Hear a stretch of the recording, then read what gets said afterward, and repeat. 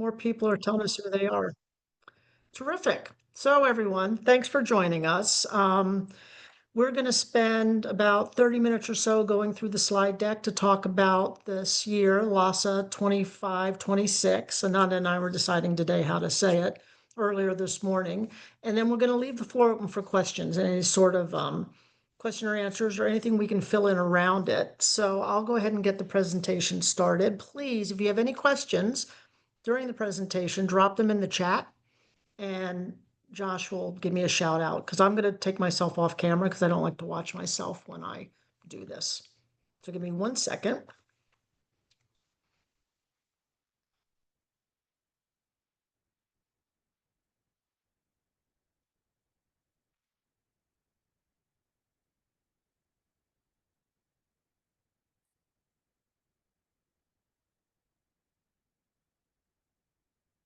Okay, let's get going.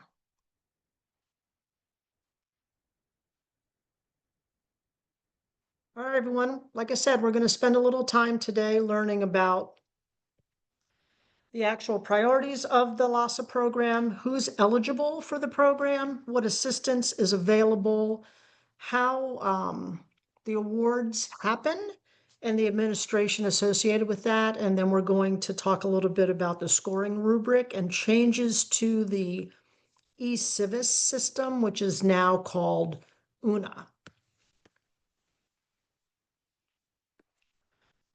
So the 2025-2026 funding priorities for the LASA program are very similar to as they've been in the past, to support the entry, growth, and/or sustainability of underinvested small women and veteran agriculture and aquaculture producers and fishers, support the development of new marketing, promotion, sales, and/or other distribution channels, connecting local farmers and fishers with the state of Rhode Island, right? Supporting the development of new products, including value-added processing capacity, fostering cooperatives, partnerships, and collaborations that benefit RI processing and benefit all producers, support climate-smart agriculture mitigation activities and climate change-related adaptations throughout the local food system, protect agricultural land and support farm transition planning. And along with, I'm going to skip a minute, along with that, support second generation farmers and in their succession planning, including intergenerational transfer of knowledge, skills, and operations to ensure long-term sustainability, and to assist with on-farm food safety improvements. Again, if you have questions, drop them in the chat and Josh will yell. So who's eligible to apply? For-profit, fishers, farmers, collaboratives, collectives, and producer groups, as are eligible nonprofit organizations. Though it is important to note that nonprofits are, for-profit is prioritized over nonprofit organizations, and the Loss Review Committee will only consider funding of projects if the nonprofit can't be funded otherwise. I'm going to let Heather in here. Applicants must be based in the state of Rhode Island, and the advisory committee will value geographic diversity in the applicant pool. Priority will be given to grant applicants that have not received an award, a LASA award, in the last 3 years. And this is also really important to note. Any equipment or vehicles must be special use equipment for farm and food production. So no cars, but tractors. We like tractors. So Meg, So you what had are your eligible? first question. You had your first question in the chat, and I think it relates to the second to last thing that you said. So Anna said, we've received 2 LASA grants in about 8 or 9 years ago. Does that make me less likely to get funded? And so the No. answer is no. If it were within the last 3 years, you Correct. wouldn't be prioritized. But 8 or 9 years ago is not going to. Yeah, I'm happy to work with you. So what are eligible projects?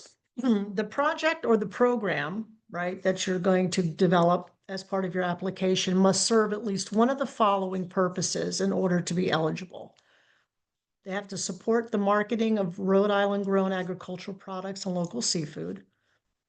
Projects that measurably enhance the competitiveness of Rhode Island grown agricultural products and local seafood. Provide financial and technical assistance support to organizations and producers for activities, and I know it's a lot of grant speak, I apologize. Activities and programs that strengthen a safe, sustainable, locally based food system, and other activities necessary to facilitate the success and viability of Rhode Island agriculture and seafood as defined in the RFP. What are ineligible projects? You have to demonstrate one of the program purposes. They are not reimbursement grants, so you cannot spend the money before you receive the money.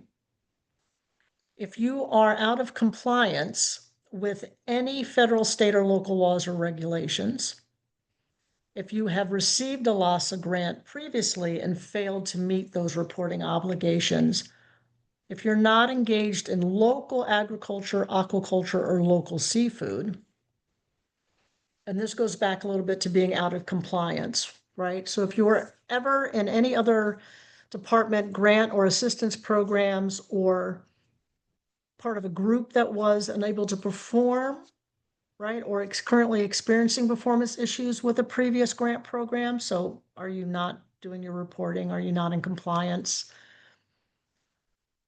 Non-project related travel, scholarships, general operating funds, ongoing capital campaigns, political or policy advocacy campaigns, conference or workshop attendance fees are not eligible. Fin fishing is not included in the LASA program due to the originating legislation, but shell fishing is. And projects that can be funded elsewhere. So we know that currently there's nothing happening at the federal level, but there are NRCS programs that can fund many things. And if you would be eligible for that program once they reopen, then you would not be considered for LASA. This program, this thing couldn't be considered for LASA. Maggie, you got one more comment, Yep. question in the chat from Alan. Heard that they expanded from just food systems to fiber as well. That's true, Alan. Alan's, for those who don't know, Alan is Lazy K Ranch. He's an alpaca farmer and a mushroom farmer. So what's the maximum grant I can apply for? Up to $20,000, but it has to be tied back to your actual application. It's not like, can I have $20,000 and I'm going to spend it? And the total funding pool is approximately $450,000. So the application, for those who completed an application last year for LASA, you noticed that it had changed a little bit, that some of the questions and the requirements and the information that is needed to be laid out and explained was more detailed. It's slightly more detailed again this year. So in the application, the different components are your project summary and the need. So what need is it meeting? What's the problem? And how will getting the grant and allowing you to move forward with either the acquisition of equipment or the design of something, how is that going to solve the problem in measurable terms?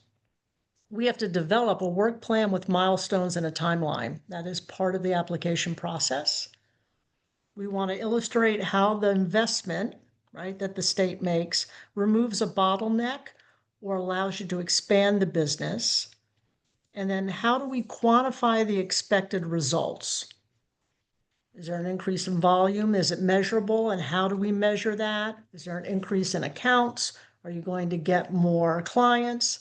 Are you going to improve your margin? Is it going to streamline your processes so you're saving on labor? We have to be able to explain it and quantify it and have some sort of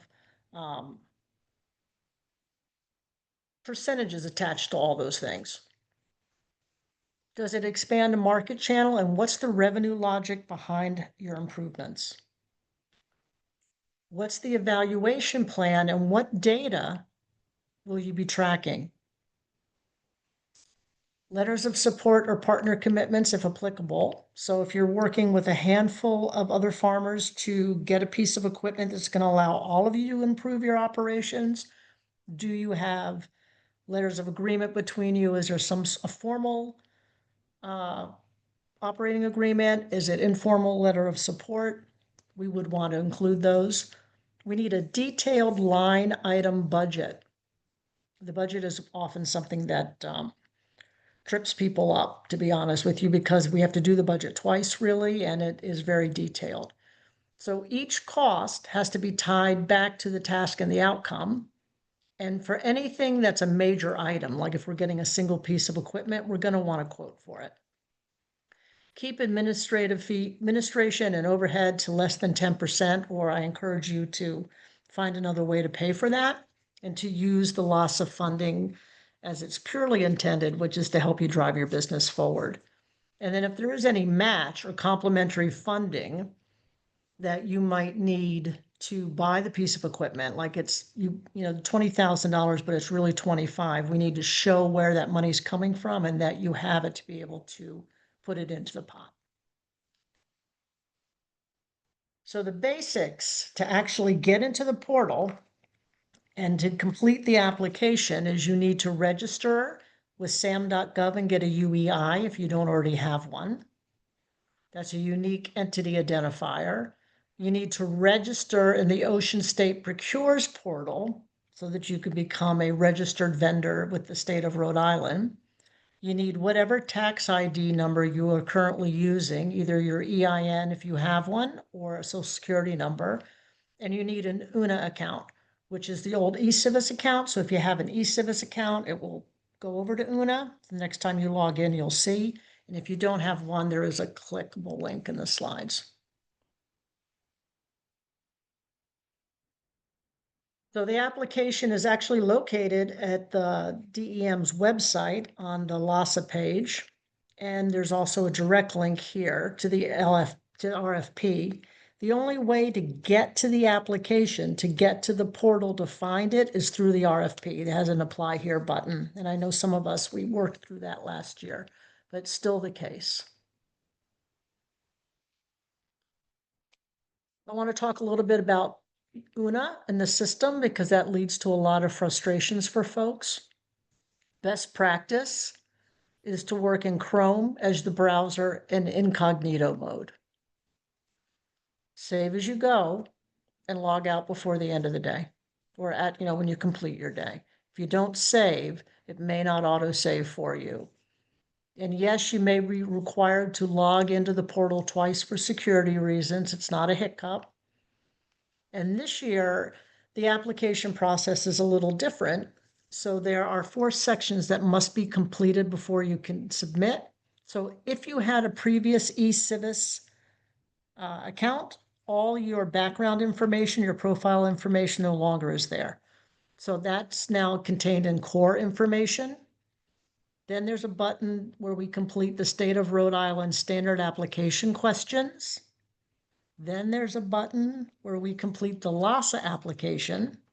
And then there's another section that's the actual budget, which we have to complete, which is that very detailed budget, and another budget defense before we hit the submit button.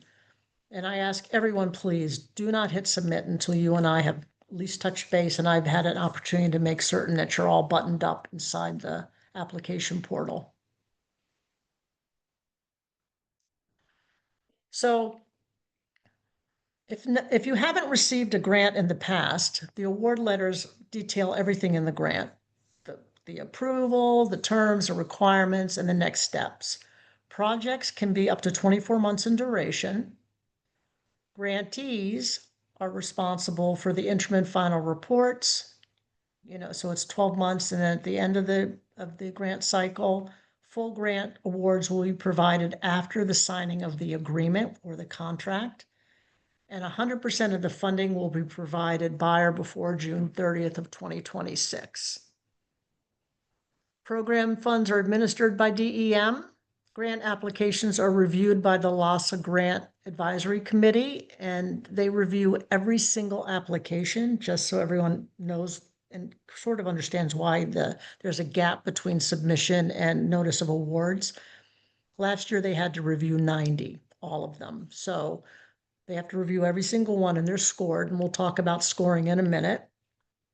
The advisory committee members are appointed by the director of Rhode Island DEM and represent agencies, organizations, and individuals that have a role or interest in the planning and development support of viable agriculture and aquaculture. They're your peers. They're people from organizations that support you and your peers. And any advisory committee would disqualify themselves from participating on a grant review when they have a close personal or professional relationship with an applicant, or if they have any other conflict. So the critical dates, we opened 2 weeks ago and it's been slow going, which I know we're going to be picking up steam soon. December 5th at 11:59 p.m. is the application deadline. There will be no extension this year. The extension was given to us on the front side. Award decisions will be announced in March of 26. The grant agreement executions will be happening during the month of April 2026. All grant funds will be obligated by June 30th of 2026. And then final reporting is due August 31st of 2028 with the interim in between. So proposals are scored. Are they in alignment with the LASA priorities and impact in Rhode Island? How feasible is your timeline and work plan?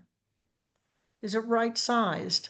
Is the budget that you're asking for fit to the scale of your operation and your capacity? Does the market logic and expected return on investment for the state, right, align to your business or sector based on your proposal?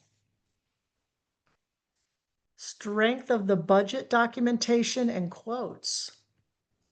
So the budget is really important, everyone who's here today, and the quality of the evaluation plan and outcomes. So again, how are you going to measure success?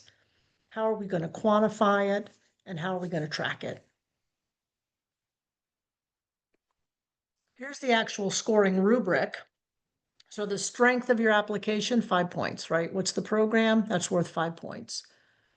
The organization's demonstrated ability to successfully complete it within the time frame, 5 points. Alignment with the 25-26 funding priorities, 5 points.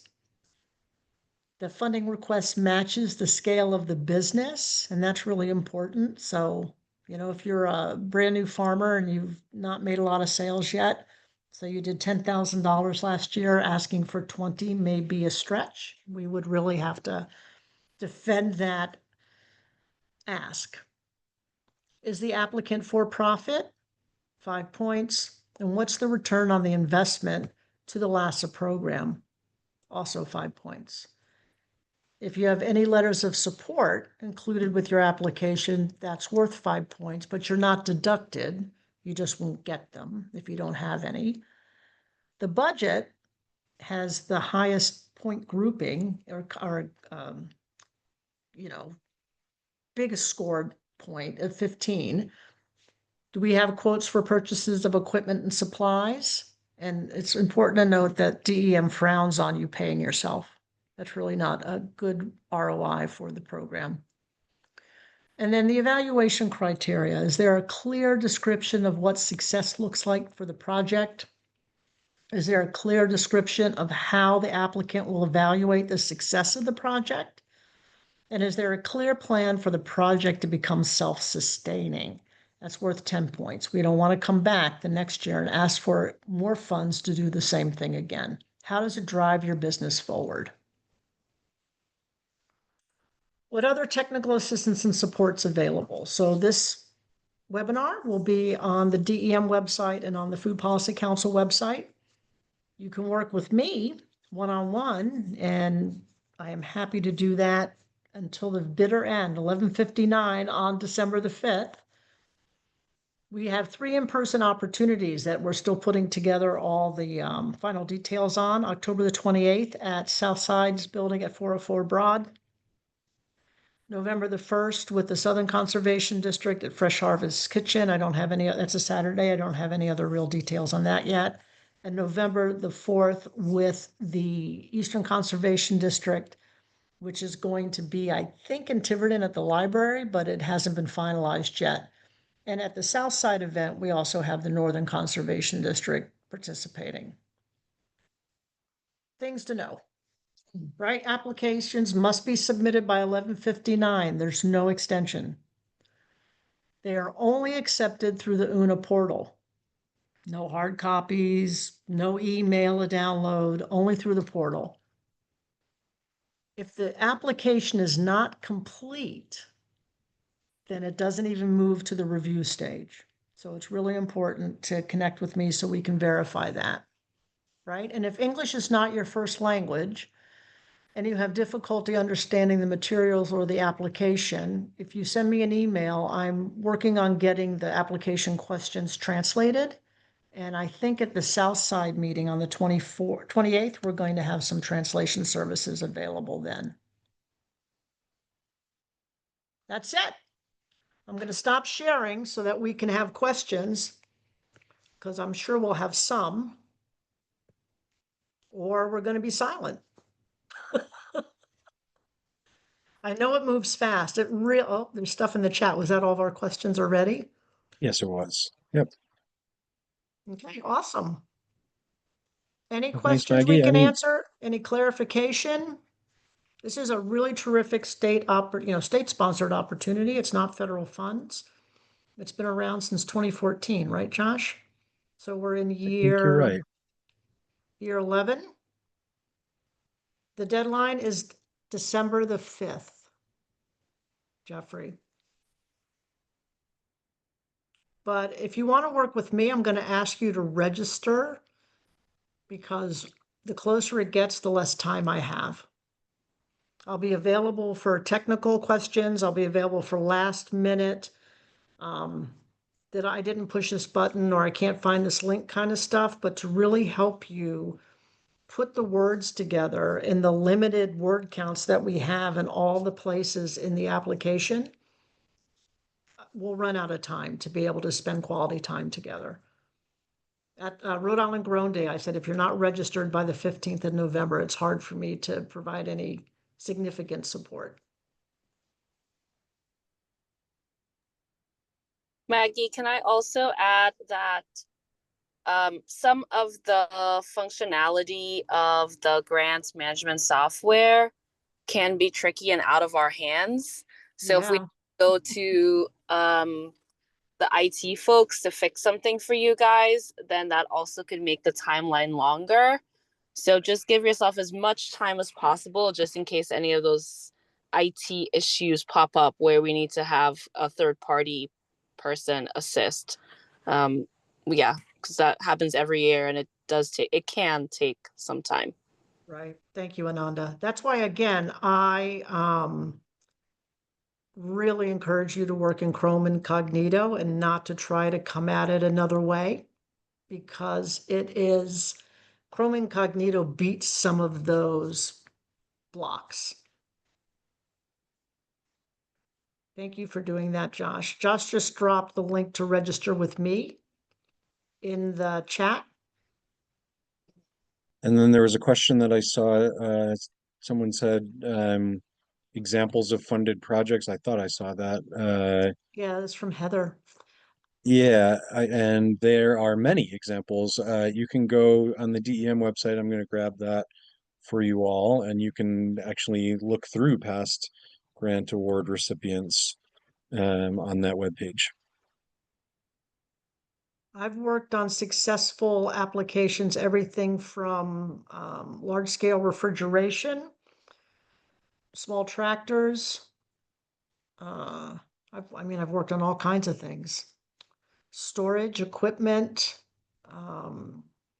expansion into a new line, value-added production, adding a line of value-added production goods. I've worked on all kinds of successful applications in the past. And not successful, but that doesn't mean we can't try again.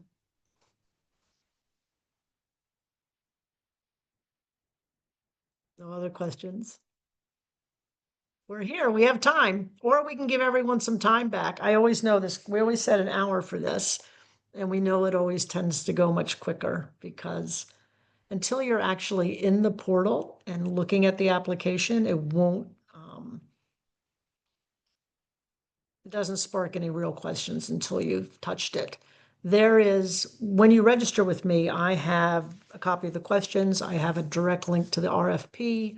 I have an FAQ that I create that I keep updated and will send out again periodically if there's been any changes to, particularly on the portal side, on the access side. The program itself won't change.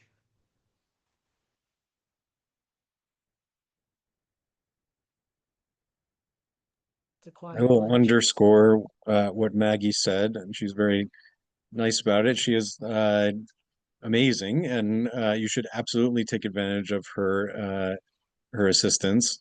And do sign up sooner rather than later. Sign up now, because she's only one person and time runs out. And so for folks who are, here or watching this later, sign up now. Take advantage of it now. Like a late night television ad, right, on a New York local station. Sign That's up right. now. That's right. I mean, we're ready. I'm happy to give everyone a half an hour of their time back if there's no more questions. Thank you, Ananda, for being here and jumping in about the tech stuff, because we know how tricky it can be. If there's And anything we'll send out anyone, a follow-up email with all the various links and the slides and the recording of the presentation as well. So do take advantage of all the resources, especially working with Maggie. thank Yeah, you. and good luck to everyone. Jeffrey has one question quick and we'll answer it. For farm Oh, yeah. vehicles for harvesting trucks, it would have to be farm specific, Jeffrey. Right? So it has to be something that is specialized in some way. Sign up and we can talk about it. Thank you for your time. Thank you, everyone, for being here. Thank you all. Thank you. Bye, Ananda. Thanks, everyone. Bye. Bye, Graham. Diane. Sign up, please.